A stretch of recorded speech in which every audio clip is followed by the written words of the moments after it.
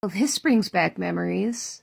I watched hashtag Screamers, a found footage movie found for free on Tubi, and the filmmakers are employees of this company called Giggler.com, and they're kind of a search and video aggregating website.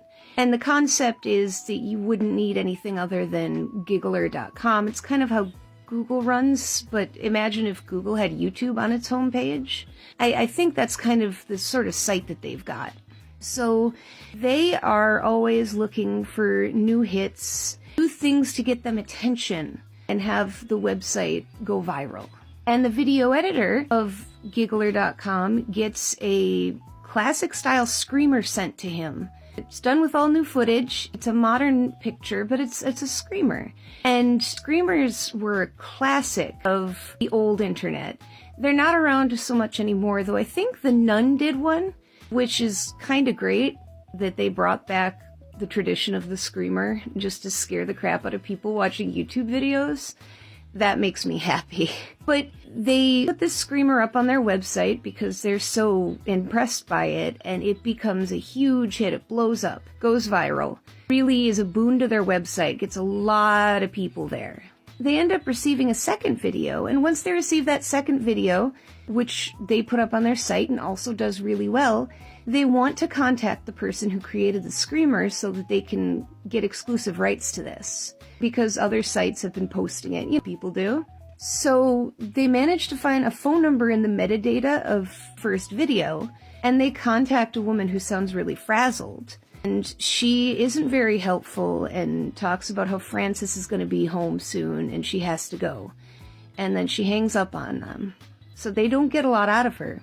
In the following days, in the comments thread of the video editor finds some distressing information. The comment section is there's a thread filled with information about how this looks like a missing girl. And when they look it up, it does seem to be her. This girl who's been missing for 2 years seems to have shown up in the screamer videos. And so now they potentially have to go to the police. They managed to do some investigation into the video because they're trying to avoid having to go to the police. And they find out that the name on one of the graves in the initial video is Francis, but he was a suspect in the Jack the Ripper slayings, so it can't be him. So they conclude that this lady must be part of a hoax, because there's no way that Francis is with her.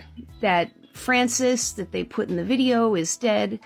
So clearly, it's a hoax. And now that they think they've been taken for a ride, one of the two creators of the website decides that in order to make the news, they're going to go ahead and find this person, since they have their phone number and all their information from the metadata, that they're going to drive up to Rochester, New York, find this person, and expose them.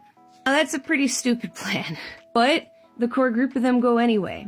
And they end up showing up at nighttime and creep around the house, and they are begging to be shot by the way they're acting. But no one's home. And they do end up coming back the next day, and someone is home. And then stuff happens. Disappointing stuff. I was all prepared and on board for this movie. I was into it, and then when they get to the house, the last third is boring as hell.